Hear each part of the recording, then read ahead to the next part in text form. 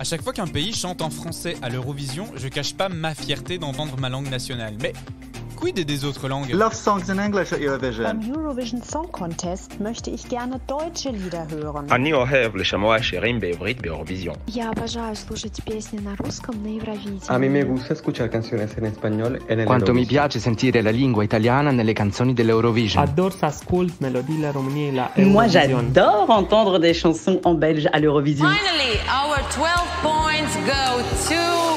Our 12 points. The 12 points. The 12 points. Nos 12 points. 12 points. Go to. Malta. Estonia, Iceland. L'Ukraine. Espagne. Italy. United Kingdom. Austria. France. Ah, je sais que vous nous avez attendu depuis très longtemps, mais on est de retour. Et cette fois, on est de retour non pas à 3, mais à 4, car pour cet épisode, nous accueillons Monsieur Stéphane Reich. Salut Stéphane. Salut Stéphane. Merci pour l'invitation, je suis trop content d'être là. Alors Stéphane est enseignant-chercheur à l'université de Paris-Est Créteil et il va participer à l'épisode de ce jour pour parler ensemble notamment des langues à l'Eurovision, puisque nous avons eu l'occasion de pouvoir participer à un séminaire interlangue à la fac de lettres de Créteil avec Quentin il y a un peu plus d'un mois de cela. Le sujet d'aujourd'hui dans 12 points, ça va être donc les langues. Eh bien écoutez, c'est parti. On t'a dit de ne pas crier dans le micro. L'évolution des langues à l'Eurovision. On va commencer par cette première question toute simple que je vous adresse. Pourquoi les pays ne chantent-ils pas dans leur langue aujourd'hui ? C'est bizarre quand même que tu dises ça de but en blanc, parce qu'on a quand même la preuve à travers les quelques années qui sont passées de certains pays qui ont complètement chanté dans leur langue. On a Barbara Pravi l'année passée avec Voilà. On a l'Espagne qui chante tout le temps dans sa langue, sauf... C'est vrai. Baleille. Ça y est. Dancing in the Rain. Oui, mais bon, enfin, c'était clairement. Enfin, la plupart du temps, en fait, si les pays quand même chantent dans leur langue, C'est mieux, c'est un peu mieux, disons. L'année dernière, c'est vrai que ça a été une exception à la règle. Les 5 pays qui sont arrivés sur le top 5 ont chanté dans leur langue nationale, mais ils n'ont pas l'obligation. Il y a quand même beaucoup d'anglais à l'Eurovision, beaucoup de chansons en Il y a anglais. 3/4 des chansons en anglais. C'est vrai Oui, que, indépendamment de quelques années ou quelques chansons qui cartonnent un petit peu, quand même, ça a même clairement disparu depuis une vingtaine d'années. Les pays chantent très majoritairement en anglais. Et donc historiquement, 1956, tout le monde chantait dans leur langue. Souviens-toi quand on a analysé cette truc pleine formidable de flanelle. Formidable. Tout le monde chantait dans leur langue. Est-ce que du coup on a obligé un jour les pays à chanter dans leur langue ou ça a été toujours le bordel ? En fait, de 56, donc la première année de l'Eurovision jusqu'en 65, il n'y avait aucune obligation, c'était pas écrit dans le règlement d'obliger les pays à chanter dans leur langue, mais en fait, en pratique, tous les pays chantaient dans leur langue. Et en 65, ils ont commencé, à partir de 66, à mettre cette règle dans le règlement, parce que tu avais la Suède qui avait un chanteur qui s'était mis à chanter en anglais. Ça avait déclenché une polémique. Donc après, jusqu'en 72, tous les pays sont obligés de chanter dans leur langue nationale. Après, pour certains, c'est plus facile. Quand tu as plusieurs langues nationales officielles, forcément, c'est plus pratique. Mais on est bien content d'écouter du suédois, non ? Je sais pas. Je sais pas. Franchement, c'est pas ce qu'il y a de plus mélodieux à l'oreille. Oh, ça dépend. Quand Carola chante en suédois, c'est pas mal. C'est pas mal. On chante en anglais pour 2 raisons aujourd'hui à l'Eurovision. La première, c'est parce que dans la culture un peu mondiale, l'hégémonie de l'anglais est très présente et c'est une langue qui se chante très facilement et qui s'apprécie quand on l'entend chanter, parce qu'elle a beaucoup de diphtongues, beaucoup de voyelles, pas beaucoup de consonnes très fortes. Néanmoins, l'Eurovision, ça pourrait être l'occasion de présenter des nouvelles langues, ou en tout cas d'entendre chanter des nouvelles langues, même si elles peuvent porter préjudice à certains. Honnêtement, personne n'aime l'allemand. On est d'accord, personne n'aime l'allemand chanter. Bon, non, Luftballons, c'est sympa, c'est de l'allemand. Oui, mais c'est la seule, voilà, tu vois, elle date de quand cette chanson ? 30 ou 40 ans. En fait, la question des langues, c'est aussi musical, parce qu'on entend beaucoup de pop, et la langue de la pop, c'est surtout l'anglais. Bien sûr, si on chante une balade en portugais, ça peut passer, mais chanter de la pop en portugais, je suis pas sûr que Sobral aurait gagné il y a 4 ans. Non, mais de toute façon, de base, Sobral n'a pas gagné. C'est une hérésie. Vincent vit dans C'est qui Sobral ? dans une deuxième existence. C'est le portugais malade, là, je sais pas quoi, avec son cœur qui fait flap-flap, machin, et puis il dit chouine, ouin, ouin, ouin, ouin, je suis malheureux, ouin, ouin, ma mère est morte. Enfin, c'est bon, on s'en fout, quoi. Oui, mais c'est vrai que c'était... C'est vrai qu'il a remporté l'Eurovision il y a 3-4 ans ? En 2017. Contre toute attente à l'époque. Et depuis, il est allé chez le coiffeur. Première nouvelle. Superbe info. Merci Stéphane. Non, Du coup, les gens chantent anglais aussi pour se faire comprendre, globalement, parce que ça reste un concours de chant. L'idée, c'est quand même de gagner les votes du public. Si je me fais comprendre dans mes paroles, parce que je vais toucher les autres en chantant en anglais, je vais peut-être plus facilement remporter la mise, mais ça dessert nécessairement toutes les autres langues qui sont moins aptes à être chantées et que ça plaise au public. Moi, je suis pas tant choqué que ça par le fait de l'utilisation de l'anglais à l'Eurovision. Je trouve ça à peu près normal. D'autant plus qu'il y a beaucoup de pays qui font des mix avec leur langue nationale pour la mixer ensuite avec l'anglais. Et finalement, c'est pour toucher le maximum de personnes. Et c'est pas mal du tout. Moi, j'aime bien. Non, bien sûr, c'est intéressant. Après, ça dépend de quel anglais tu parles. Est-ce que c'est un anglais globish? Est-ce que c'est l'anglais nickel chrome? Est-ce que c'est l'anglais cliché de la En musique? règle générale, on va pas se mentir, les chansons à l'Eurovision, c'est love, live, peace, peace. Exactement. C'est des mots simples pour raconter des choses simples. Et en français, ce sera un peu la même chose aussi. Ouais, on va peut-être en parler après. Et voilà, merci, Baguette, Stéphane Bern, enfin que des choses que les gens connaissent à l'international. J'imagine une chanson sur Stéphane Bern. Mais dans le cadre de la volonté première de l'Eurovision, et peut-être qu'elle a changé depuis aussi, qui est d'ouvrir les peuples européens à la culture de ses voisins, est-ce qu'on ne devrait pas, au contraire, obliger les pays à chanter dans leur langue nationale pour justement contribuer à ça et pas juste voir un énième Starac, par exemple, ou un énième The Voice? Moi, j'avoue que je suis assez favorable.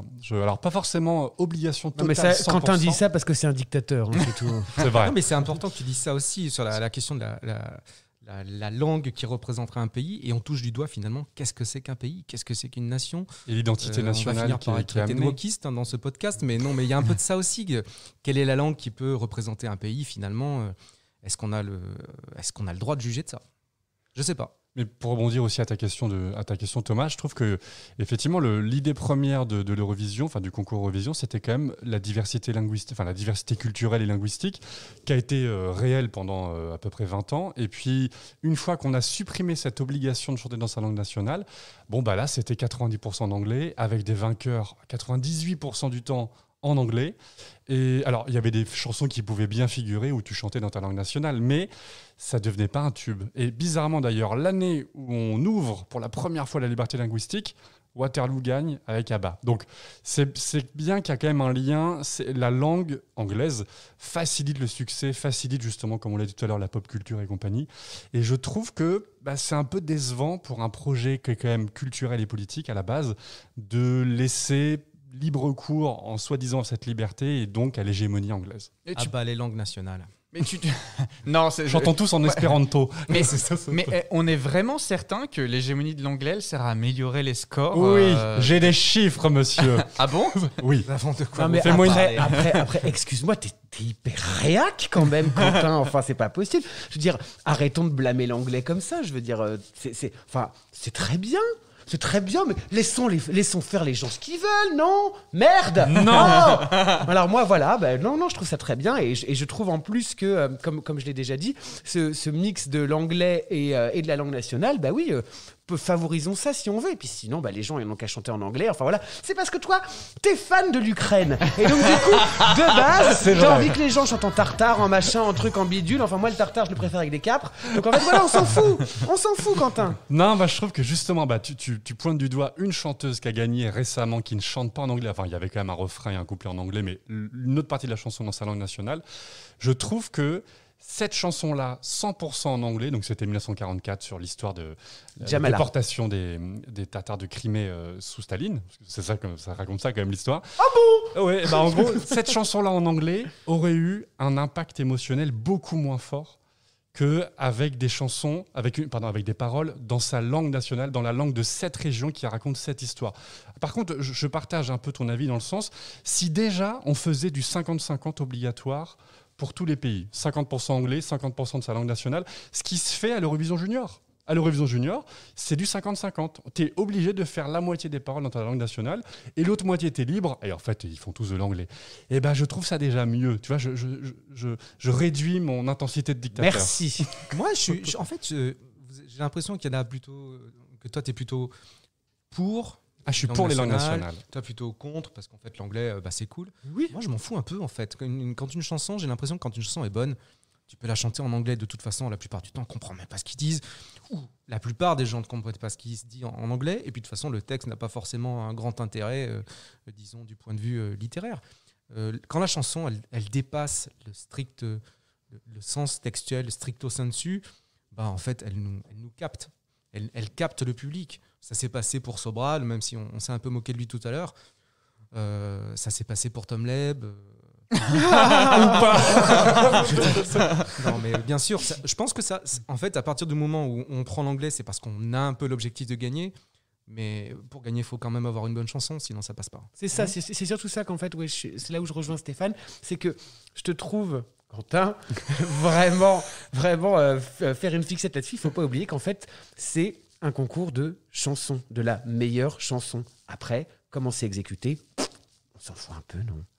Alors, je suis pas convaincu. Je pense que même les jurys, d'ailleurs, jugent la composition, l'originalité de la composition. Donc forcément, c'est pas que de la chanson. Et ça fait un petit moment que c'est plus de la chanson. Je sais, mais c'est parce que sur le papier, c'est comme ça. Je suis d'accord. C'est dans le nom. Voilà, je te prends à ton propre jeu. Tu te rends bien compte. Je comprends bien. Non, mais par contre, justement, tu vois, je rebondis sur ta remarque, Stéphane. Je pense qu'une bonne chanson ou quelque chose qui touche quelqu'un. Ça marche d'autant plus quand c'est chanté dans sa langue nationale, quand c'est chanté dans sa langue maternelle ou voilà. En fait, quelque chose qui prend du sens dans ce qu'il nous raconte. Que ça soit une chanson up-tempo en anglais, bon, c'est pas choquant parce que c'est un truc qui bouge, genre Toy de Netta. Elle chante en hébreu ou en ça, je pense que ça aurait cartonné. Mais des chansons plus classiques, plus des ballades, typiquement Jamala ou même Salvatore Sobral en 2017, tu enlèves l'aspect en portugais ou tu enlèves l'aspect en tatar de Crimée ou en ukrainien, je pense que ça enlève de l'authenticité. Ou même Barbara Pravi, elle aurait chanté cette chanson en anglais. Je ne suis pas sûr qu'on soit arrivé deuxième. Tu penses que les Maneskin auraient gagné en anglais ? Je suis pas sûr. Je pense que vraiment, il y a le côté originalité de choses qu'on n'entend pas habituellement à la radio, quelque chose où musicalement on connaît. Musicalement, on a déjà entendu cette chanson plein de fois. Et il y a une petite touche d'originalité nationale de par la langue, en plus de la mise en scène, etc. Mais je pense que la langue joue vraiment dans le côté petite cerise sur le gâteau. Il ne faut pas oublier que Quentin, en fait, est encore en train de plébisciter l'Ukraine parce qu'il voulait que le monstre vert à poil gagne. Mais non. Choum, c'était Choum. Moi, j'ai une question à vous poser justement sur la représentation des langues nationales à l'Eurovision. Puisque y a un moment, dans la chronologie de l'Eurovision, on a laissé les gens faire, puis on a obligé les gens de chanter dans leur langue nationale, puis on les a réautorisés à chanter ce qu'ils voulaient comme langue, puis on les a réimposés dans les langues nationales, puis on a réouvert à tout le monde. C'est à la démocratie, messieurs. Et ce qui se passe, notamment dans la session 2021, c'est qu'on voit que les 5 premiers pays gagnent avec leur langue nationale, que beaucoup plus de pays que le top 5 ont aussi interprété les chansons dans leur langue nationale que ce qu'on a pu voir dans les 10 années qui ont précédé ce concours-là. Est-ce que ce n'est pas le reflet aussi de ce qui se passe en ce moment au sein de l'Union européenne, voire globalement dans le monde entier, d'un point de vue plus politique, à savoir, est-ce que ça ne témoigne pas du repli identitaire qu'on est en train d'observer dans les pays actuellement ? Parce que moi, je me pose vraiment la question. Est-ce que Attends, je pose ma moustache et je te réponds. Non, mais oui, bien sûr, il y a de ça, il y a du souverainisme et tout. Quand tu as Franck Riester ou André Valigny qui s'insurgent parce que tel ou tel représentant français doit forcément chanter en français, ou quand en Italie, puisque je me suis pas mal occupé du cas italien, tu as Salvini qui dit que Mahmoud, quand même, pour représenter l'Italie, alors qu'il n'est pas tout à fait italien, qu'il est peut-être un peu bronzé, que sa chanson, elle met un peu d'arabe, alors qu'il ne parle pas arabe chez lui, que ce serait peut-être mieux de chercher quelqu'un d'autre. Bah oui, ça pue, quoi, c'est pourri. Mais est-ce que c'est partout pareil ? Je pense que c'est surtout des stratégies disons de concours. Il y a des enjeux artistiques et commerciaux à l'Eurovision qui, en fait, mettent un peu sous sourdine ces questions politiques. Et heureusement, non ? Enfin, je sais pas. Quentin, qu'est-ce que t'en penses, Vincent ? Moi, je pense qu'il n'y a pas de lien direct au repli national ou identitaire. Enfin, je le vois même à l'inverse. C'est-à-dire que pour que plus de pays envoient leurs chansons dans leur langue nationale et qui n'est pas, attention, alors certains pays le font, mais là, le top 5, c'est pas ce dont on parle, que ce soit le chanteur suisse, Barbara Pravi, ou les Italiens, ou les Ukrainiens, etc., ou les Islandais ou autres. Au contraire, je trouve que ça montre bien qu'on peut faire un show international de bonne facture, cartonner au niveau du public, donc au niveau vraiment des gens qui ne comprennent pas ce que tu chantes. Parce que concrètement, en français, on a compris ce que chantait le Suisse, on n'a pas compris ce que chantait l'Ukrainienne. mais justement, je trouve que ça montre bien qu'au contraire, il y a plus une ouverture d'esprit du public quand tu proposes quelque chose d'original. Et j'ai l'impression que c'est plutôt... En fait, je retournerai ton constat, c'est plutôt quelque chose de positif, je trouve. Ouais, c'est vrai, et puis finalement, ça remplit la mission initiale, et complètement. Enfin, en tout cas, moi, je le vois vraiment comme ça. C'est-à-dire que j'entends... Ah non, pas du Moldave, elle a chanté en anglais. Oh non, ça c'est chouga. Quand t'achètes pas son micro par terre. Ah, la pauvre, ma chouchoute. Mais oui, moi, je prends plaisir à regarder l'Eurovision pour ça, pour m'ouvrir les yeux sur des choses que je n'entends pas le reste du temps. C'est ma seule fenêtre de l'année où j'entends la possibilité d'entendre du slovène, du russe. Du corse. Ah, on a chanté en corse une fois. Plusieurs fois, ouais. On en parlera dans la deuxième partie de l'émission. Tu reviens. Pardon, excusez-moi. Too much. Mais justement, Thomas, je répondis aussi sur le fait que peut-être que 2021, avec le top 5 et les langues, avec des langues nationales, là, je le vois, vu statistiquement, vu la part des langues nationales chaque année, c'est peut-être un épiphénomène. Donc on va voir les années suivantes, là 2022 à Turin, on va voir si de nouveau le top 5, c'est un top 5 de langue nationale, parce que historiquement, depuis 98, depuis que c'est la libération linguistique, où en fait ils chantent tous en anglais, quasiment tous, en tout cas les vainqueurs ou les top 5, c'est vraiment une année un peu extraordinaire qui sort des normes. Donc est-ce que ça va devenir la nouvelle norme ? Moi, je serais plutôt favorable, mais je ne peux pas savoir par avance en fonction des chansons qu'on nous propose et si ça va marcher auprès du public. Donc, je ne sais pas, c'est peut-être un épiphénomène, mais c'est peut-être une lame de fond, et on va avoir, vu que les gagnants ont chanté en italien, peut-être que justement stratégiquement, et c'est souvent le cas à l'Eurovision... Tout le monde va chanter en italien ? En fait, alors pas en italien, mais souvent, par exemple, quand Lordi a gagné, en 2006, l'année suivante, on a eu 5 ou 6 chansons d'hard rock. Ah oui. Ce qui n'existait pas auparavant. Donc en fait, globalement, ça a été aussi la stratégie qu'on l'a vu au Junior. L'Italie a présenté quoi ? Une chanson rock. C'est ça. Donc en fait, quand on sait que ça marche, les années suivantes, les pays copient un peu la formule. Ils changent, ils l'adaptent. Alors donc justement, peut-être qu'on va quand avoir la même on chose. sait que ça marche, on copie un peu la formule. Sans parler du français, l'anglais est hégémonique dans la représentation des chansons, mais quels autres emprunts notables ont pu être faits ? Est-ce que vous avez des chansons qui vous reviennent comme ça, d'un pays qui n'a pas chanté dans sa langue, hors français, mais qui a chanté dans une langue étrangère ? Bah écoute, pour l'italien, pour le coup, tout le monde dit l'italien, langue importante. Bon, il n'y a quand même pas 50 chansons en italien qui ont été chantées par d'autres pays. Souvent, il y a des chansons qui sont simili-opéra avec... alors, j'avais pris des notes, parce que j'ai bien préparé mon émission. Bien, Stéphane. Il y a un Roumain qui a chanté Dracula en mode italien. Qui a chanté... Ah, qui était dans une mise en scène type Dracula ? Oui, exactement. Vous me l'aviez montré. Non, en fait, il y a la Lettonie en 2018, elle a chanté en italien, mais en fait, vraiment, à chaque fois qu'il y a un chanteur ou une chanteuse qui utilise la technique un peu opératique, ils se sentent un peu obligés de chanter avec un trémolo et en langue italienne. C'est de Casta Diva, on passe à... Ah non, il y avait l'autre affreux là qui avait un jumeau maléfique. C'était affreux ce truc. Qui chantait en My friend. Mais pour la Croatie. C'était pour la Croatie. Il se tournait. Ouais. Pendant la mise en scène, il se tournait parce qu'il avait deux costumes en main. Incroyable ce truc-là. Non, mais la Roumanie, c'était pas mal. Dans le mode les jumeaux maléfiques, ils étaient 5 ou 6 et ils chantaient en italien, en plein de langues. Enfin, c'était en 2007 ça. Roumanie 2007. Ça vaut son pesant d'or. Et il y a la nana que tu aimes bien, je ne me rappelle plus le pays, qui a chanté la Forza. Eh ben je crois du coup c'est ce que... Avec sa robe de la Reine des Neiges, la Lettonie. Voilà. Moi j'ai adoré cette chanson. Elle a fini deuxième, non?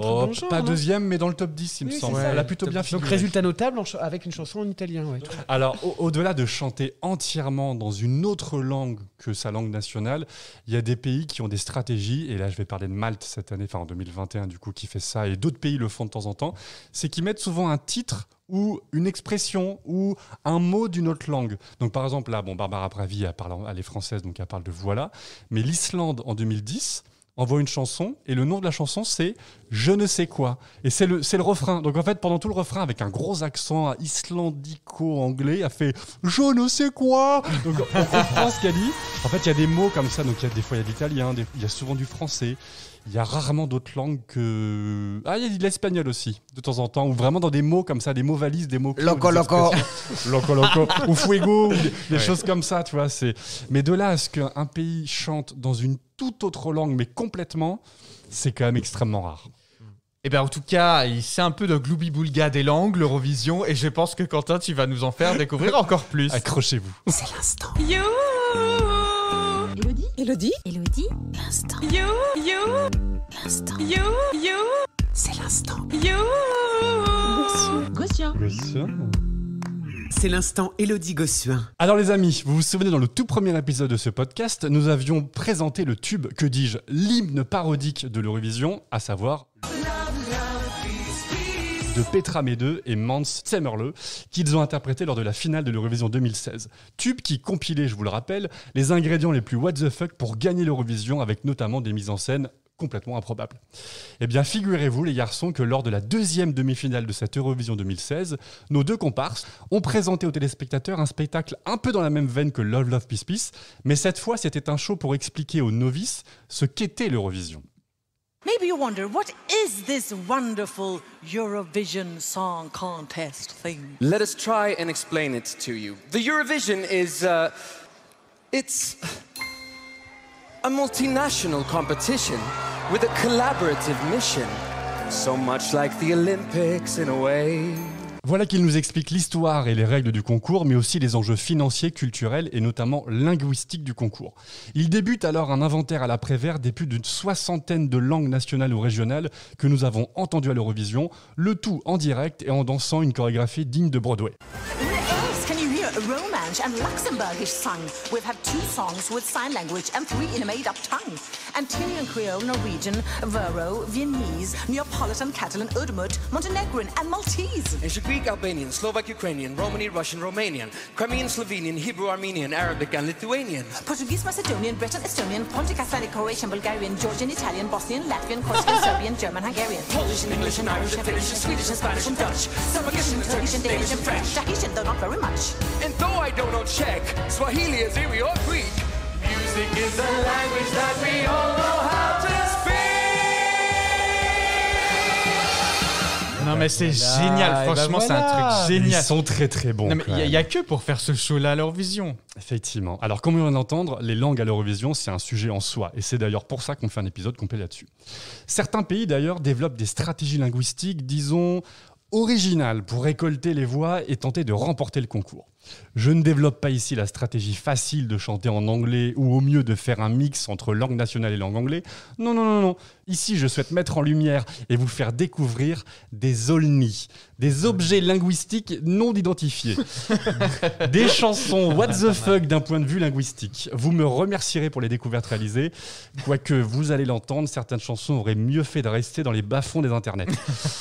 Débutons directement par l'Eurovision 1973 avec la Norvège qui envoie un groupe de 4 chanteurs, les Bendik Singers, chanter It's Just a Game. L'originalité linguistique de cette chanson, c'est qu'elle a le record des langues utilisées en 2 minutes 20. Durée très courte de cette chanson par ailleurs. À votre avis, combien de langues différentes sont utilisées en 2 minutes 20 ? Moi je dis 4. 10 ? Allez, 12. 12. Pas moins de 12 points, franchement. Pas moins de 12 langues sont utilisées. Donc l'anglais et le français comme 2 langues principales, auxquelles ils ont ajouté des mots et des expressions en allemand, en espagnol, en finnois, en hébreu, en irlandais, en italien, en néerlandais, en norvégien, en serbo-croate et en suédois. Voilà, c'était presque aussi dur que de dire l'Union Européenne de Radio-Télévision. C'est un peu putassier quand même, non ? Allez, on écoute.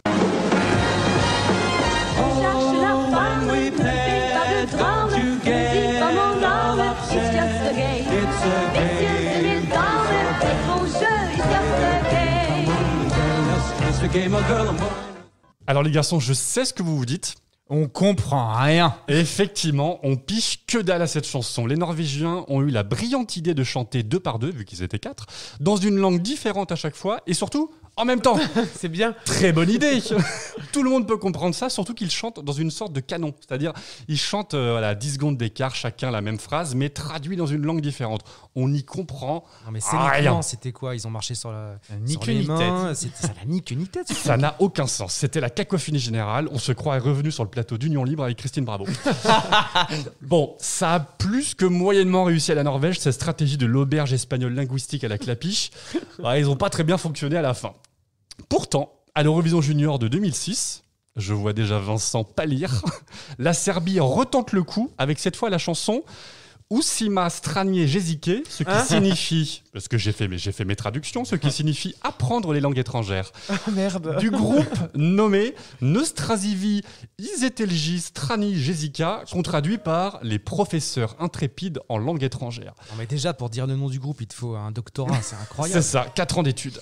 Quand Romain Duris et Cécile de France de l'Auberge Espagnole rencontrent Dora l'exploratrice et son cousin Diego, ça donne ça. 1, 2, 3, 4, 5, 6, 7, 8, 9, 10, 11. 1, 2, 3, 4, 5, 6. 1, 2, 3, 4. 1, 2, 3, 4, 5, 6, 7, 8, 9. Quel Saloperie de enfer. gosse. Alors Saloperie de Vincent gosse. saigne des oreilles, on va pas se le cacher, on a tous envie de crever non, on a ou de se compris, par percer contre. les tympans avec un écouvillon de test PCR, mais bon, grâce à l'Eurovision et cette chanson, les mioches peuvent apprendre à compter en 8 langues, en serbe, en allemand, en anglais, en espagnol, en français, en italien, en russe et même en japonais. Alors maintenant qu'on a vu les pays qui essayent de rentabiliser leur abonnement Babel ou Wall Street English pour récolter des points, arrêtons-nous un moment sur ces pays qui ont tout simplement inventé une langue pour l'Eurovision.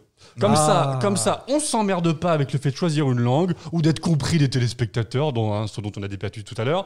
On s'en fout, on chante dans une langue qui n'a aucun sens.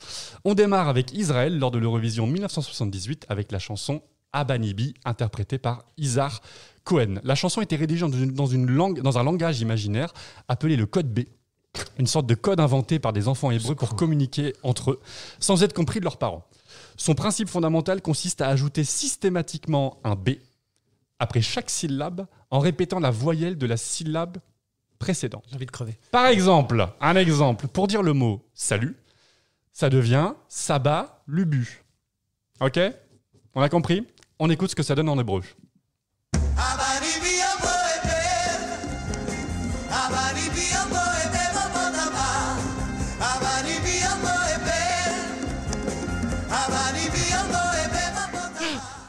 Quentin qui danse. On a droit à une petite chorégraphie. Hein. Alors Israël, ça a cartonné puisque Israël a gagné le concours avec ça. Donc c'est la première fois de son histoire. Comme quoi chanter dans une langue what the fuck, parfois, ça marche. Et effectivement, un autre pays à l'Eurovision 2003 est passé à seulement 2 petits points de la victoire avec une chanson dans une langue totalement imaginaire, la langue Sanomi. Je vous propose d'écouter la chanson du groupe Urban Trad. Essayez chez vous de trouver de quel pays il s'agit.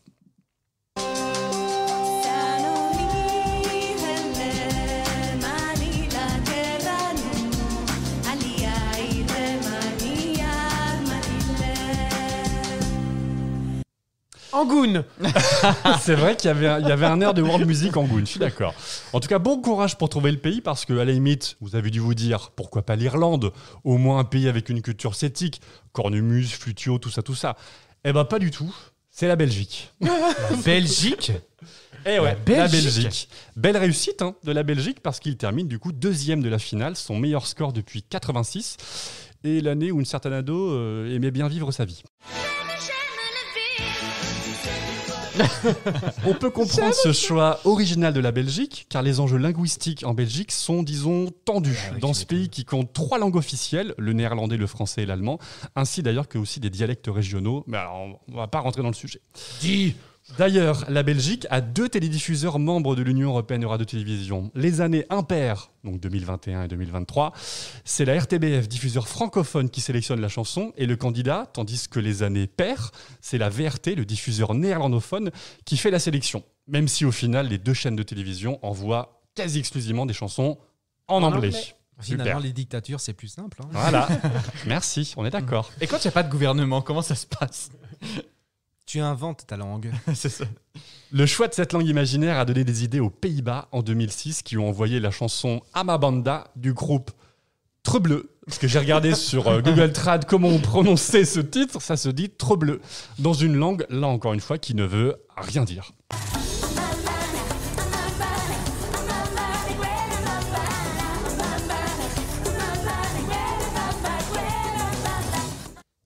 Ça, c'est pas mal, c'est ethnique, non? C'est bien, ça. Échec cuisant, puisque les 3 néerlandaises ont beau avoir tambouriné leur tam-tam pendant 3 minutes, elles ont terminé 20e sur 23. Oh shit. Ah merde.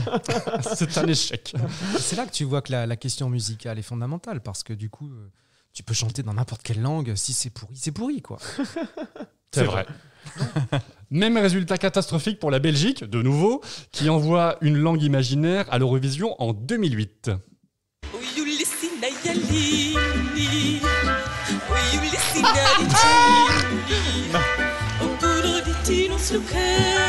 mon Dieu. Non mais ça suffit la Belgique. Ça suffit la Belgique. Il visait le vote tyrolien du monde.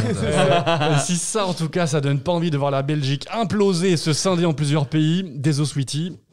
Alors décidément, 2008 fut une année riche en inventions linguistiques. À l'Eurovision Junior cette fois, la Géorgie nous envoie la chanson bien nommée Bzz, chantée dans la langue Bzz. Oui, vous avez bien entendu, la langue utilisée, c'est la langue des abeilles. Une blague.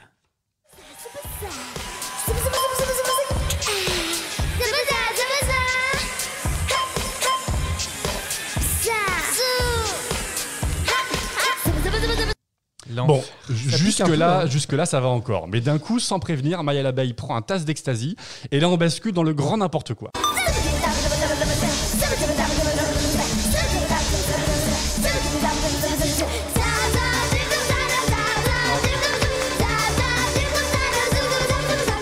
Vincent est à deux doigts de faire une. Non, mais déjà que les gosses, bon, alors, les gosses sous Taz, c'est pas possible. Vincent, il va éteindre son micro dardard là. Joli. Pas mal. Franchement, si ça donne pas envie de voir les abeilles disparaître sous des litres de glyphosate et de néonicotinoïdes. Et pourtant, les garçons, la Géorgie a gagné l'Eurovision Junior. Mais elle a gagné avec ça ? Eh oui. Et pour le coup, on rebelote avec la Géorgie de nouveau, mais cette fois en 2010, à l'Eurovision Junior toujours. Voilà cette fois Mariam Kakelishvili qui s'avance pour chanter Maridari dans une langue encore une fois imaginaire qui ne veut strictement rien dire.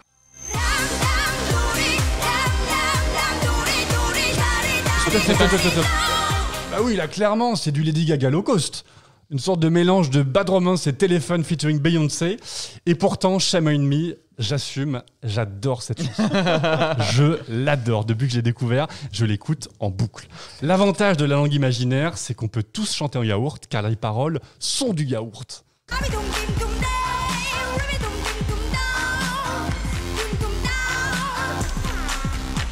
Mariam Kakelishvili est surnommée la Baby Gaga géorgienne, en référence bien entendu à Lady Gaga.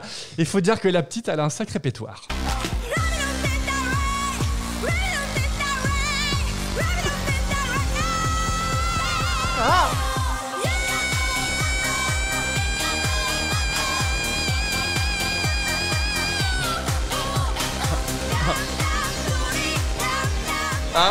C'est bon, là, ça va, on lui coupe le sifflet, celle-ci. Et franchement, je suis fan. Tandis que Vincent vient de faire un AVC.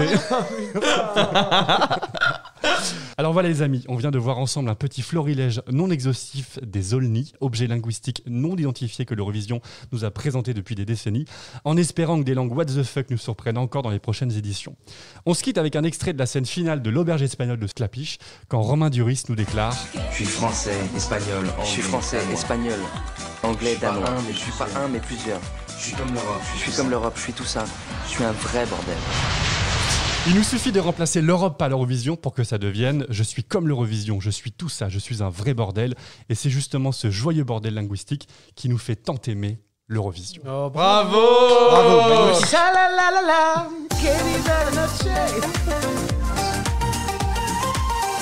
Alors moi je voudrais rétablir quand même quelque chose d'une vérité, c'est que ton Radam Doudi, quand tu me l'as balancé pour que je fasse les prises de son pour l'émission, du coup je dis mais Quentin, c'est pas possible, c'est faux qu'on n'en peut plus. C'est faux qu'on en peut. Mais tu l'avais, la prestation live est une catastrophe. Et lui, il était là. Mais oui, c'est génial, c'est génial. Alors c'est vrai que le clip, là où elle chante juste, est plutôt sympa. Là où c'est le studio, tu veux dire, qui chante juste. C'est tourné dans un entrepôt Laura Merlin en Géorgie. Non, c'était une très belle chronique. Comme quoi, les langues à l'Eurovision, c'est un sujet intarissable. Alors, on va reprendre du coup, maintenant qu'on a parlé du fait de chanter dans une langue nationale ou pas, de l'hégémonie de l'anglais, de la place des différentes langues à l'Eurovision, au concours Eurovision de la chanson.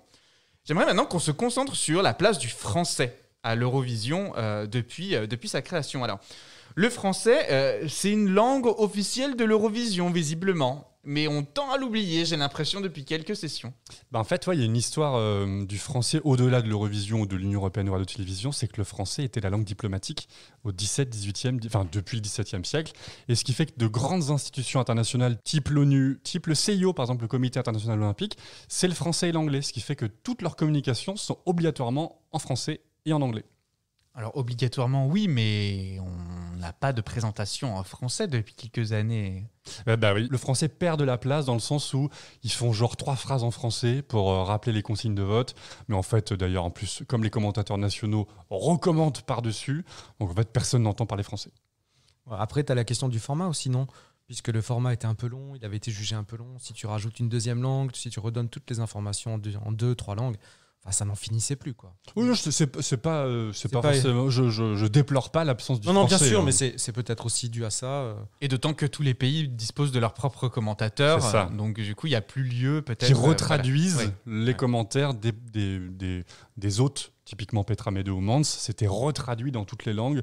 Bon, certains pays, d'ailleurs, c'est un peu original, certains pays n'envoient aucun commentateur. C'est-à-dire qu'ils diffusent le live et les gens se débrouillent avec ça. Moi, j'aimerais bien parfois J'aimerais bien aussi. Et qui chante en français aujourd'hui à l'Eurovision, au-delà de la France, de la Belgique et de la Suisse ? Déjà... Malte Je me casse. C'est vrai, on a adoré. Bon, il y avait 6 mots en français. Voilà. C'était osé, je me casse. Oui. Surtout que c'est vrai qu'on en avait déjà parlé, c'est surtout que je comprends pas trop parce que je me casse, c'est pas une expression française connue.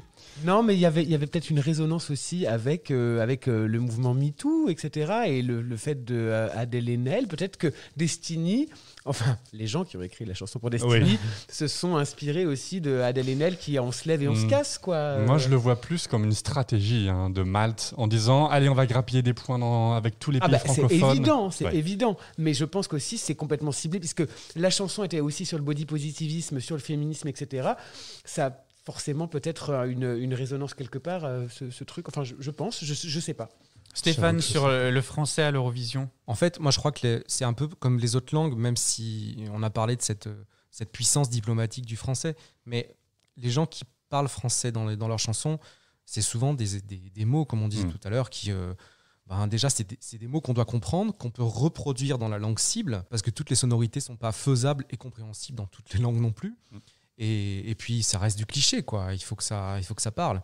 Merci, bonjour, je t'aime. Rendez-vous, déjà vous. Voulez-vous coucher avec moi ce soir ? Mais voilà, c'est exactement ça. C'est-à-dire qu'on met une phrase, une expression, quelque chose qui est connu vraiment dans la langue, mais ça chante pas en français. Oui, donc on évoque que le français ne vient qu'en finalement... par bribes. Par bribes, oui, comme une ponctuation dans une chanson, mais il n'y a pas, les pays ne s'investissent pas du français. La Russie, par exemple, elle n'a jamais chanté en français. Non, alors il y a des mots de français, encore une fois, comme là d'ailleurs, une de tes chansons favorites à l'Eurovision Junior, Mon ami. Donc le titre de la chanson, c'est Mon ami. Elle dit 2 fois Mon ami dans la chanson. Tout le reste, c'est de l'anglais. Oui, c'est vrai. Et du russe. Mais donc encore une fois, c'est vraiment mettre un mot, mettre un titre, mais il n'y a pas d'enjeu derrière. Et puis même pour les pays francophones, malheureusement pour nous, en fait, il y a de moins en moins de pays qui chantent français parce que le Luxembourg ne participe plus. Andorre ne participe plus, Monaco ne participe plus. Alors, et la Belgique invente ses chansons. Et la Belgique, quand elle chante pas en anglais, elle invente des paroles. Donc, et la Suisse, c'est un État multilingue, donc en fait, il y a de l'anglais très souvent d'ailleurs aussi, mais des fois elle chante en italien, des fois elle chante en français. Donc, il n'y a plus vraiment de pays, à part la France, qui reste attaché à sa langue et fait du forcing linguistique pour chanter en anglais. C'est aussi une stratégie complète de la France parce que, comme disait Stéphane, ça a le côté charmant, le côté chauvin, etc. Genre, oh la France, les Français, escargot, enfin voilà. Et donc c'est hyper charmant du côté européen. Les gens se disent, ah là là, oui, c'est vrai que c'est charmant, ce petit accent français, etc. Alors oui, mais il faut la bonne chanson. C'est-à-dire que là, Barbara Pravi, c'est pile poil, je suis d'accord avec toi. Là, on est vraiment dans l'idée d'Edith Piaf, le français. Ouais. Par contre, Moustache ou d'autres chansons en français... Mais ne parlons pas de Moustache. Non, mais justement, tu vois, ça doit être en français. J'adore Moustache. La stratégie derrière ça, c'est pas du tout de donner envie en entendant du français. Donc, encore faut-il que la bonne chanson arrive avec la bonne langue. Justement, tu anticipes une question qui est la suivante. Est-ce que la France, aujourd'hui, pourrait chanter autrement qu'en français ? Alors, elle le fait déjà. Oui. Ouais, elle fait du 50-50, elle fait des mix. fait des mix. Oui, mais il y a ça eu- n'a il y a jamais eu- vraiment fonctionné le moment où elle a fait des mix. Est-ce qu'aujourd'hui... Ah si. Ah bon? Bah, tu sais, quand Amir, en fait, ils ont choisi de faire un mix, et ça a été le début du renouveau pour les participations françaises. Bon, ça a fait flop avec Alma, mais clairement, c'est surtout des questions de mix qui ont fonctionné, même jusqu'à Bilal. Jusqu'à Bilal, en fait. Oui. Jusqu'à Bilal, il y a un mix d'anglais et de français. Il commence sa chanson en anglais. Hein. C'est pas rien de faire in medias res, comme on dirait, de commencer la chanson en anglais, quoi. Mais jamais on pourrait voir un candidat français chanter intégralement sa chanson dans une autre Alors, langue que le français. ça a failli arriver. En fait, pas. ça devait arriver, et puis ça n'est pas arrivé. Ah oui, Tom Leb. Non, parce qu'il aurait chanté 55 ans de toute façon. Non, c'était en 2008, c'était Sébastien Tellier, sa chanson Divine. De base, la chanson sélectionnée par la France était 100% en anglais. Et sauf qu'en fait, à l'époque, donc faut retrouver les sources et les articles journalistiques, c'est une polémique nationale. Vraiment, le ministre de la Culture à l'Assemblée nationale, on lui pose la question, un député lui pose la question, est-ce que vous trouvez ça normal qu'à l'Eurovision, on chante en anglais? Ça a déclenché une tempête médiatique. Et donc, Sébastien Tellier a été obligé de mettre 2 phrases en français pour dire, non, regardez, on a mis du français. Et sa petite phrase, c'est, pour moi... L'amour chante en français. Il répète ça 2 fois et c'est au milieu de sa chanson que personne n'entend. D'ailleurs, ça n'a pas très bien marché. Donc, on a failli chanter 100% en anglais, mais vu la polémique que ça a déclenché, je pense qu'on ne retentera pas le 100% anglais. Mais tu vois, ça c'est vraiment des problématiques qui font partie du Big Five, hein, parce qu'en fait, en Espagne, c'est exactement la même chose. Quand Barey est sorti avec Say Yeah Yeah Yeah, le ministre de la Culture espagnol a dit que c'est que cette merde, c'est en anglais et c'est pas du tout la langue nationale du pays et c'est un scandale. Donc en fait, vraiment, c'est vraiment des problématiques du Big Five, je pense, ce genre de choses. Alors, pas que. Alors, je suis d'accord, beaucoup de l'Italie, on le disait tout à l'heure, l'Italie, l'Espagne, la France, on est vraiment les 3 pays latins. Je ne sais pas s'il y a un hasard, mais les 3 pays latins, vraiment, on est. Il y a parce que stratégie. le UK, ils vont pas chanter dans une autre langue que l'anglais. Oui, déjà, non c'est vrai. Mais le contre-exemple, c'est l'Allemagne. Parce que du coup, l'Italie, l'Espagne, la France, il y a des vraies politiques linguistiques de défendre sa langue. L'Allemagne, ça fait, dès qu'ils ont pu chanter en autre chose qu'en allemand, directement, ils chantent en anglais et ça ne pose aucun problème. Mais vraiment, il n'y a pas de débat. Et pour répondre à ta remarque, c'est pas que le Big Five. Parce que du coup, par exemple, les pays des Balkans ont des enjeux identitaires et culturels extrêmement forts. Et en réalité, beaucoup de pays des Balkans, Monténégro, Albanie, l'Albanie particulièrement. L'Albanie, ils mettent un aigle et c'est bon. Hein. Voilà, et ils chantent en albanais. Et ils y tiennent lourdement parce que c'est... On y reviendra dans un autre épisode. Parce que c'est la seule fois de l'année où on entend de l'albanais.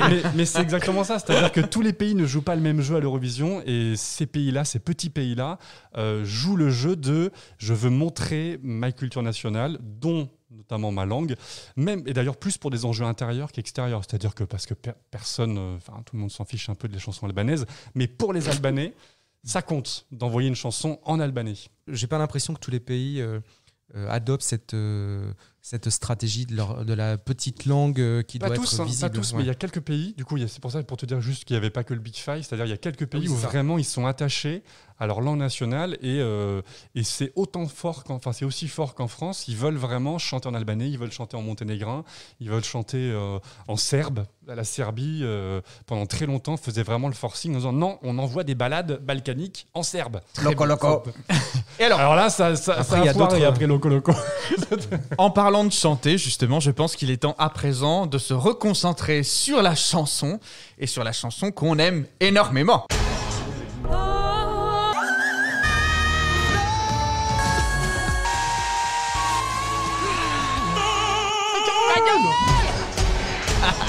Oui, alors quand on m'a dit Vincent, on fait un épisode sur les langues, ah oui, forcément, j'ai hoché la tête et j'ai dit oui, bien sûr, comme si j'avais compris ce qui était sorti une fois de plus de vos cerveaux malades.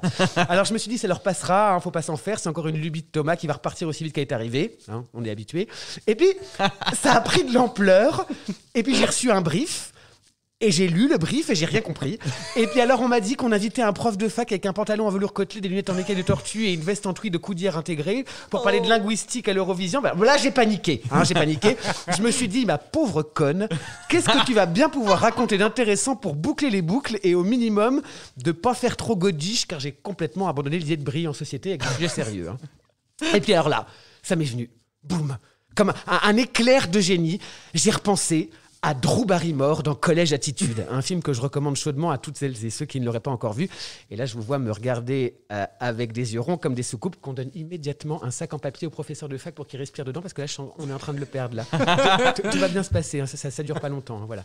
Donc, Drew Barrymore, donc, hein, voilà. Vous êtes prêts? Amenez-moi une tisane. Qui dit dans ce film, pour bien écrire, il faut écrire sur ce que l'on sait. Ah bah merci Drew. 8 ans d'études. Ah bah écoute, j'y avais encore jamais pensé. Hein. Merci championne, vas-y c'est à toi. Oui pourquoi, je sais pas. Ça mange pas de pain, voilà. Trêve de plaisanterie car pour faire le lien avec le débat des langues à l'Eurovision, j'ai décidé de mettre un coup de projecteur sur le pays dont la langue est la plus utilisée à l'Eurovision car elle est dite langue universelle quoi. Non Quentin, arrête avec l'Ukraine, c'est vraiment gênant. Hein. Voilà, j'ai bien sûr choisi le royaume de Sa Majesté Queen Zaza et quoi de mieux pour parler de cette langue que celle qui, en 2017, s'est prise pour la Vénus de Botticelli dans son coquillage lumineux, venant d'accoster dans les Cyclades sur l'île de Naxos, Paros, Mythos, bref, un truc en hausse. J'ai bien surnommé Lucy Jones. Tell me your secrets, I'll keep them safe. No sign of weakness, it's a sign of faith. We'll stand tall, so you don't fall. Alors Vincent, d'où vient-elle? Mais tu fais bien de demander Thomas parce que je vais te répondre. Alors Lucy Jones nous vient tout droit du pays de Galles puisqu'elle est née le 20 mars 91 dans la petite commune de Pentirch. N'hésitez pas à sortir vos atlas ou Google Maps pour vous y rendre en pèlerinage parce que c'est paumé. Voilà. Je vois Stéphane devenir de plus en plus pâle. Vous en faites pas, hein. C'est pas parce qu'elle est welsh qu'elle parle couramment le galadriel. Hein. Elle parle un anglais tout à fait correct. Hein. Voilà, bon. Alors on a assez peu de détails sur son enfance, hein, mais c'est une toute jeune fille de 18 ans que l'on découvre toute tremblante en 2009 au casting de la saison 6 de The X Factor UK avec la chanson I Will Always Love You de Whitney Houston.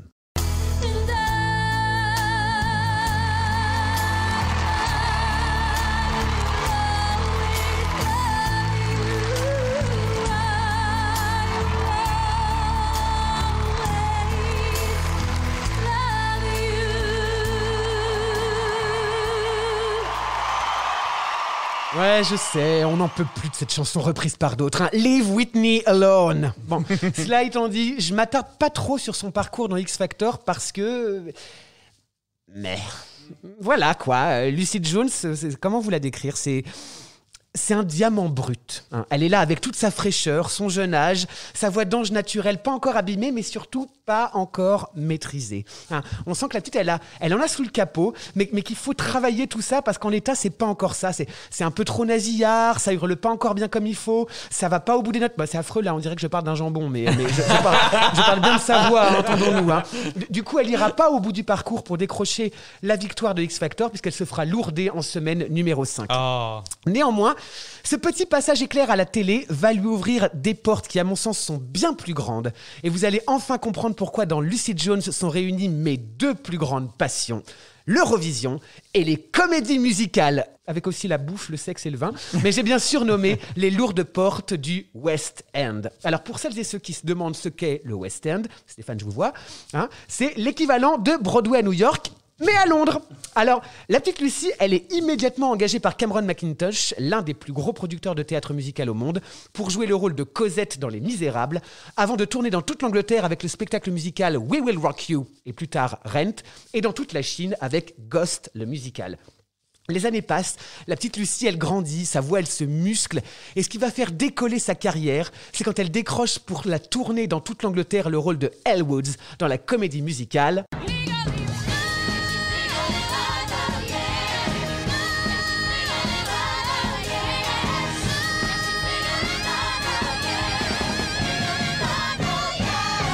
Bon, ce pétoire-là, c'est pas le sien, mais pour les fans de cette comédie musicale, on sait que c'est un peu le climax de l'acte 2. Hein. Le pétoire de Lucy, c'est celui-ci. Ah ouais!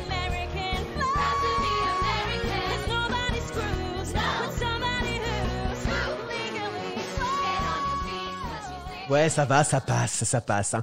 Tout cela nous emmène à la fin janvier 2017, où Lucy participe et remporte l'émission Eurovision You Decide, le concours de sélection de chansons pour l'Eurovision en Angleterre, avec la chanson coécrite par la gagnante du concours de l'Eurovision 2013, Emily de Forest. La chanson s'appelle Never Give Up On You.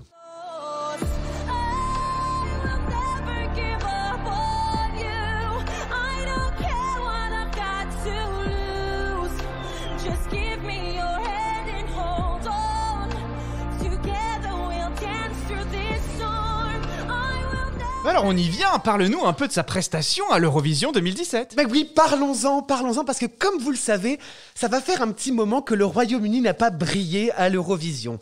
Et là, pour briller, ça brille. Lucy apparaît dans une robe de Vestale étincelante en lamé doré, au centre d'un coquillage en miroir qui reflète le mouvement des petites lucioles délicates. À cet instant précis de la chanson,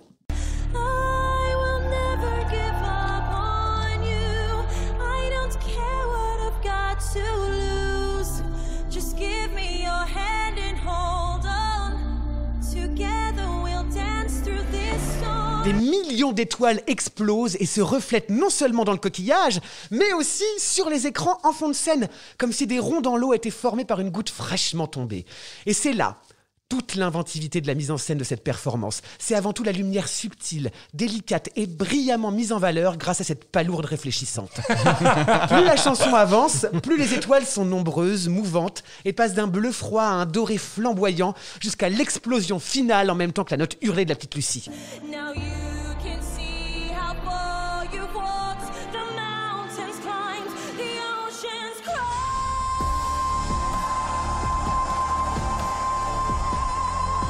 Ah oui.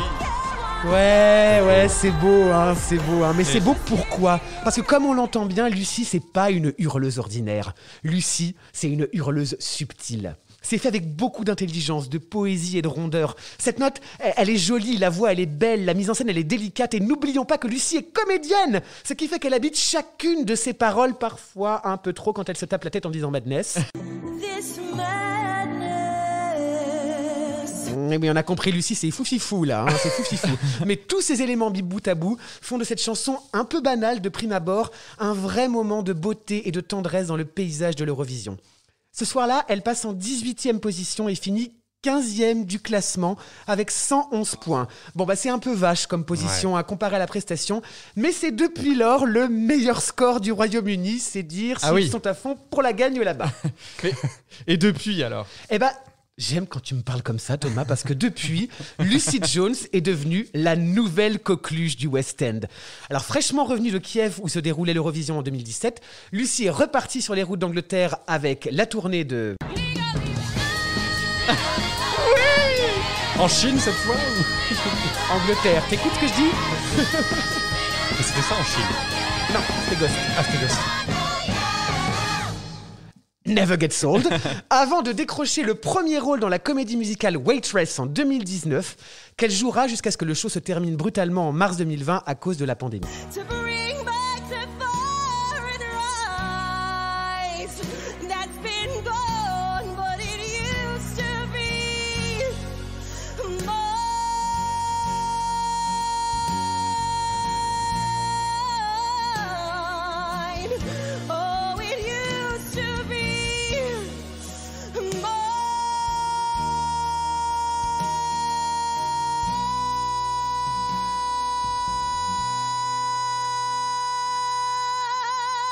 Ah oui, quand même. Mais c'est une alarme du mercredi midi. Moi, je m'évanouis, là. Tout cela ne l'empêche pas de se payer le luxe d'un concert à l'Adelphi Theatre en septembre 2020, où elle reprend tous les plus grands airs de comédie musicale et dont je ne résiste pas à vous en partager quelques subtils extraits. Subtil, vous commencez à me connaître et on sait qu'en termes de mash-up, je fais rarement dans la subtilité.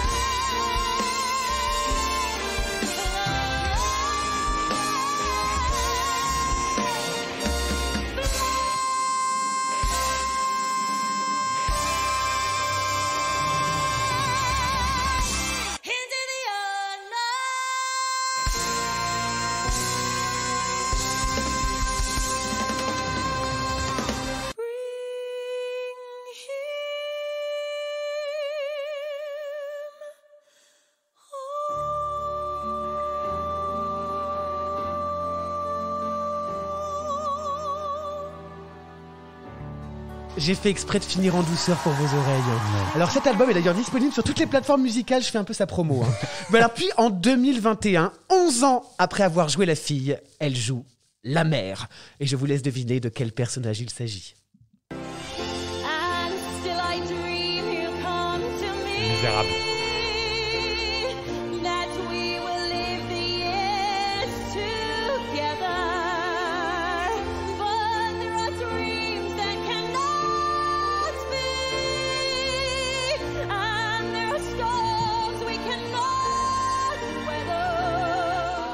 Et alors attention, scoop pour vous les amis et pour tous les auditeurs et les auditrices de 12 points, c'est fraîchement tombé en ce début d'année. Lucy Jones vient de décrocher le Saint Graal des rôles de comédie musicale, puisque si vous allez faire un tour à Londres en 2022, vous pourrez aller l'applaudir dans le plus iconique des spectacles. Mais non!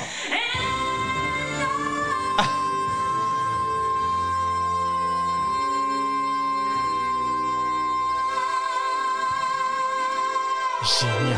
Je veux bien sûr parler du rôle d'Elphaba dans la comédie musicale. Merci Kinou. C'est wicked, hein. J'espère avoir réussi à vous charmer avec l'envoûtante sirène Lucy Jones et sa moule de rivière réfléchissante. Car quand c'est beau, quand c'est bien fait, quand c'est poétique et que c'est joli, qu'est-ce qu'on dit? Eh ben on dit merci Lucy. Bravo. Une perle, bravo.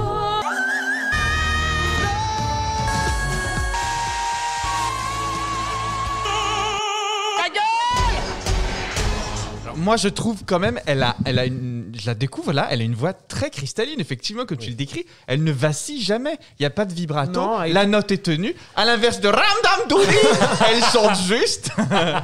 Et c'est quand même. Là, le souffle qu'elle a, c'est. Elle avait le Covid. Hein. Faut voir ce que c'était il y a 10 ans. Hein. Non, bravo, belle découverte. Je vais aller l'écouter super. avec grand plaisir. Très belle performance. Lucy, rappelle-nous son regarder. nom. Lucy Jones. Lucy Jones. Et très belle performance à regarder la prestation en 2017. De la palourde. De la palourde étincelante.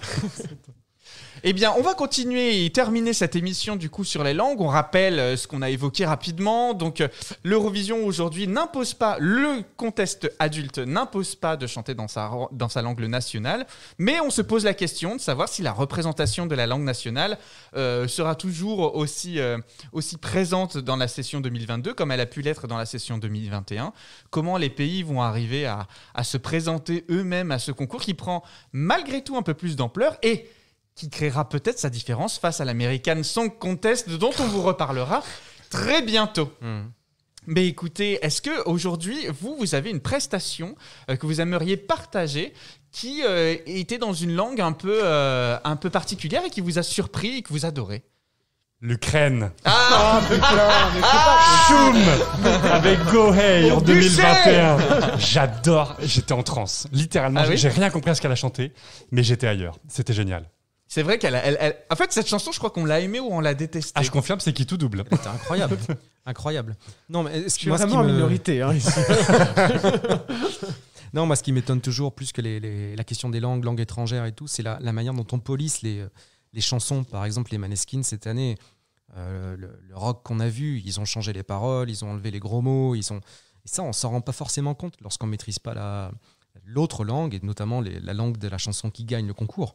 Mais clairement, ils ont enlevé les choses les plus vulgaires pour donner une impression un peu plus lisse. Donc, quand on parle de langue, il faut aussi voir un peu les registres, comment c'est géré, ou les onomatopées, ou les clichés, tout ce qui peut être véhiculé justement par le texte et par la langue employée. Et un coup de cœur linguistique, du coup, d'une chanson récemment dans une langue... Moi, j'adorais le tiki-tiki des Espagnols, mais c'était pas une langue inventée, c'était une danse inventée, avec des mots inventés, et surtout là, c'était presque de la glottophobie. Il fallait... Vous vous souvenez de cette chanson, non? Pas du tout. Il disait, pour danser le tiki-tiki, il faut danser le Michael Jackson. Ça veut dire danser comme Michael Jackson. Le break dance. C'était le break dance. Et ça, j'ai trouvé ça, linguistiquement, j'ai trouvé ça très drôle. Après, la presta était pas bonne, mais il y avait beaucoup d'inventivité, je trouve. Moi, je sais que je suis le seul, mais c'était, je me rappelle plus l'année, mais c'était l'Arménie, un peuple qui a beaucoup souffert. Et c'était un mec qui chantait avec au milieu d'un cercle de dolmen avec Ingrid Chauvin et ça C'était faisait Camille, Camille encore. C'était super. Oui, mais que Camille. Ça veut Un dire seul vent. Oui, Je vous l'ai déjà dit, non? oui, dans l'épisode précédent. Mais c'était pas mal, ouais. Et en arménien, du coup. Eh ben merci pour ces partages. Et toi, Thomas? Bah écoutez, moi malheureusement, c'est trop facile, il faut que mais tu moi me dises. mais non, moi j'ai pas de chanson comme ça qui m'ait transcendé, autre qui m'ait surprise plus que l'Ukraine. Ok. Putain, c'est pas vrai. Au bûcher. Mais je serai plus attentif aux prochaines sessions pour peut-être alimenter ce point me concernant. Alors, et ben maintenant c'est le temps de passer à nos jeux des 12 points.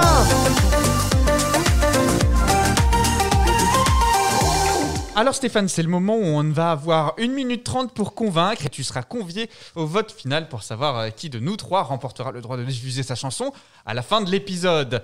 Et je vous propose de commencer tout de suite avec toi Vincent pour une fois. Ah bon? Mais Bah oui. encore. Mais c'est moi qui commence tout le temps en ce moment. C'est pas grave. Alors attention. Attention, tu es prêt? Attention, top, c'est parti. C'est parti, 1 minute 30 pour convaincre. Je sais pas pourquoi on a essayé de me brider aujourd'hui, mais j'y arriverai quand même. Je vais pas y aller par 4 chemins et surtout aujourd'hui, j'ai décidé de ne pas faire dans la subtilité. Elles sont 3. Elles sont françaises. Elles beuglent comme jamais, moulées dans des robes en cuir rouge du plus bel effet telles des homards sortant d'un courbouillon. C'est Stacey King, Amalia et Sophia Muntassir qui sont les divas et qui nous chantent La Voix d'Aretha. Une chanson hommage à... Je vous le donne en mille, Aretha Franklin, pour célébrer sa force, son courage et sa détermination. C'est une ode au féminisme sur un rythme disco-pop, hurlé par 3 chanteuses tout en harmonie, notes tenues, vibes et coups de glotte. Le tout illustré par des écrans qui dégueulent de cascades de paillettes telle une éjaculation de la fée clochère. Les divas portent très bien leur nom, elles hurlent, elles sont à fond, elles donnent tout, c'est puissant, c'est bien chanté. Alors oui, les paroles sont connes comme la lune, mais qu'est-ce que c'est bon! Elles n'ont malheureusement pas réussi à se qualifier lors du 2e tour de l'émission Destination Eurovision en 2019, alors qu'elles étaient plébiscitées par l'Israël qui a invité les Français à se réveiller face à un tel déferlement de folie et de talent.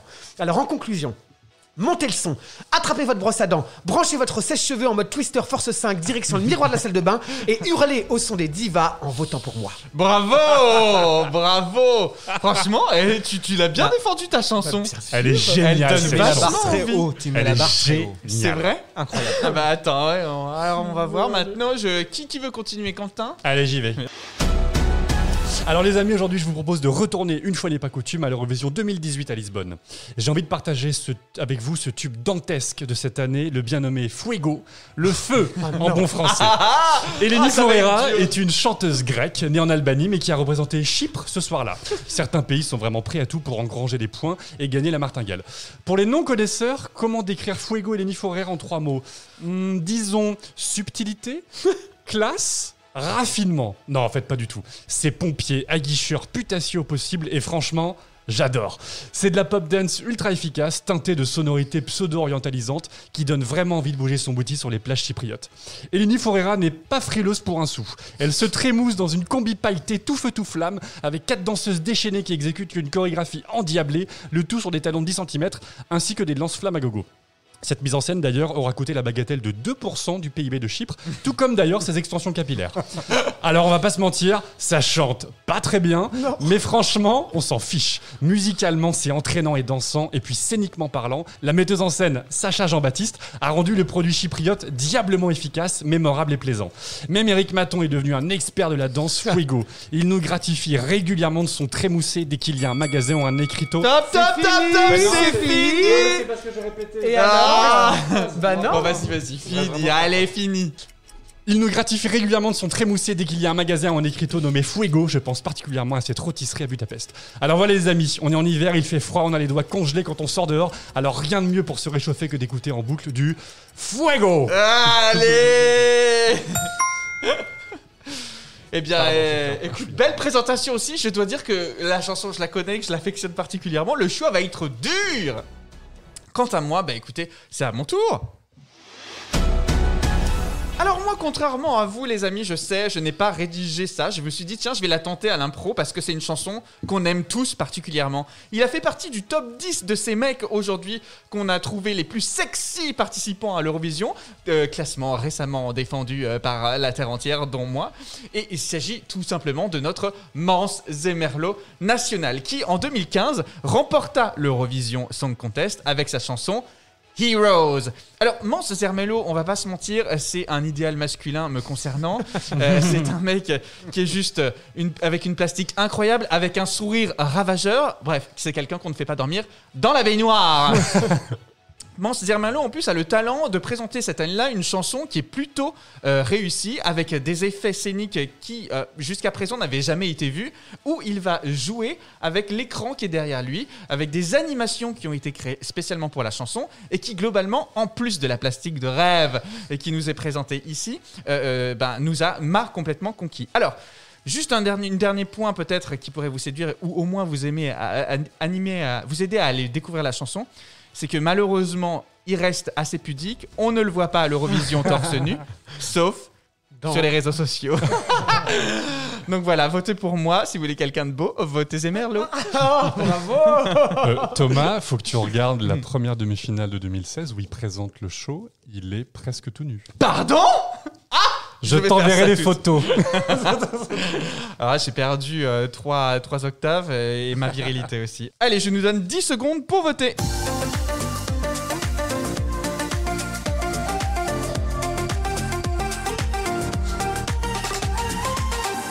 Eh bien, c'est le moment de la restitution des points et je vous propose tout de suite de commencer avec... allez, toi, Quentin, t'es le premier qui a fini, j'ai l'impression. Allez, go, c'est parti. Eh ben, je vais donner mes 12 points aux Divas et à Vincent. Oh, bravo. Give me a little respect. J'adore cette chanson. C'était vraiment ma chanson favorite en 2019. Je suis triste qu'elle ne soit pas allée à l'Eurovision. Je pense qu'elle aurait fait un bien meilleur score que Bilal Hassani. C'est possible. Voilà. Et à défaut de 12 points, c'est quand même une belle note parce que c'est Mans, déjà, tout simplement. Je te donne un très beau 8 points pour Heroes. C'est quand même pas 10. Oui, alors pourquoi pas 10 ? J'avais mis 10 au début. Oui, c'est pareil. Pourquoi pas 10 ? Parce qu'en fait, tu enlèves Mans, la chanson n'a aucun intérêt. Et ça reste musicalement, un concours de chansons. Ok, très bien. Et non, musicalement, oui, je te l'accorde. Mais on passe un bon moment, c'était une bonne chanson, ça marche bien. Mais voilà, il manquait le petit supplément d'âme de cette chanson. Eh bien, je prends le relais tout de suite et j'attribue tout de suite mes 12 points à une chanson que je ne connais pas. The Divas et que j'ai clairement vraiment envie de découvrir ce soir, enfin tout à l'heure, enfin après le podcast, peu importe l'heure à laquelle vous l'écoutez. Et voilà, Vincent, du coup, tu m'as vraiment titillé avec ta description. Tu connais pas ? Mais non. Non mais tu vas adorer. Tu vas tomber sur le cul, c'est pas possible. Et Quentin, je te donne du coup 10 points. Merci. T'es pas satisfait de mes 10 points, c'est quand même la note. Ah bah si, je dis merci. Tu dis merci comme si j'avais donné un 4. Non, pas du tout. C'est une très bonne note, 10 points. Merci. Vincent ? Alors, eh bien moi, je vais attribuer mes 12 points à Thomas. Oh là, ça fait longtemps que j'ai pas reçu de points. Oui, c'est vrai. Et pourquoi ? Parce qu'en fait, je suis pas d'accord avec Quentin. Parce qu'en fait, moi, j'aime beaucoup cette chanson. Avec ce côté un peu country, ça fait comme ça, on se croirait sur une route sablonneuse avec Mans. Pourquoi pas ? Voilà, donc en fait, oui, je vais 12 points à Thomas, bien sûr, pour Heroes, avec grand plaisir. Et Quentin, je t'attribue 5 points. Oh, il aime pas Eleni Parce Foureira. que je déteste cette chanson, que c'est vraiment une conne, et qu'en plus elle chante mal. Elle chante mal, et que ça, je suis c'est pas vrai. content quand les gens chantent mal, C'est vrai et que ça me plaît pas du tout. Donc voilà pourquoi je t'ai attribué Ok, non mais je 5 points. comprends. Alors il y a un peu de suspense, personne n'a encore gagné entre nous trois puisqu'il reste Stéphane qui Moi, je va triche, attribuer ses Je vous votes. préviens, je suis un tricheur. Il va changer les points. Bon, alors déjà, il n'y a pas photo, je donne mes 12 points aux voix d'Arrête. Oui. Les Divas. C'est un Les triplé. Divas, elles auraient dû y aller. Elles auraient dû y aller. on est tous d'accord. Carrément. Bon, après là je vais vraiment tricher parce qu'en fait Fuego ça a quand même été chanté par Mans en 2019 au Switch Song. Donc je suis désolé, même si j'aime pas la chanson Fuego, je vais quand même donner 6 points d'un côté et puis 6 points de l'autre en fait. Parce que la meilleure version c'est quand même celle-là, 2019, le Switch Song de Mans Zemerlo. Voilà, tout le monde est content. Yes. Tout le monde est content, c'est moi qui ai gagné.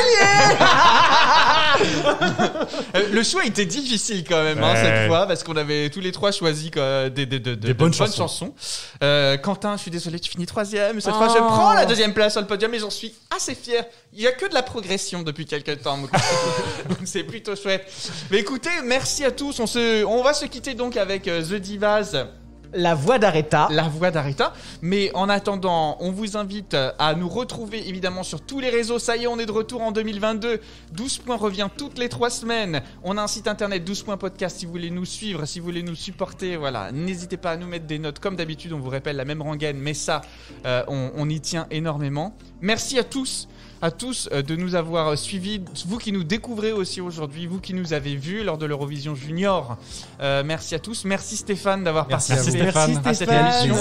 Juste, on vous rappelle qu'on avait participé à un séminaire sur les langues et le rôle des langues européennes, notamment à l'Eurovision, avec toi Stéphane à la faculté de Créteil. On mettra à disposition sur notre site internet tous les éléments qui nous ont permis de débattre avec les étudiants sur ce sujet. En attendant, écoutez, merci. Je suis trop content moi de vous avoir trouvé aujourd'hui pour cet enregistrement. Et puis on se retrouve très vite, je l'espère, sans masque pour le prochain enregistrement de notre podcast 12 points. À très vite. À très bientôt. Merci Stéphane, merci à vous Thomas, encore. merci Quentin. Bravo. Ciao, à bientôt tout le monde. La voix d'Aretha, The Divas, now.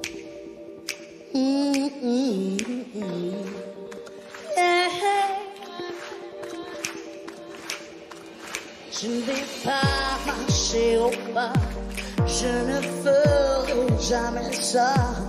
D'autres se sont battus pour que je sois fière. J'ai écouté toutes ces voix qui me crient n'attends pas qu'on te souffle un jour quoi dire ou encore quoi faire. Il y a des échos dans les mots que l'on murmure, que l'on murmure. Oh oh, give me a little respect. Oh oh, je sais où je vais. Oh oh, give me a little respect. J'entends la voix d'Aretha.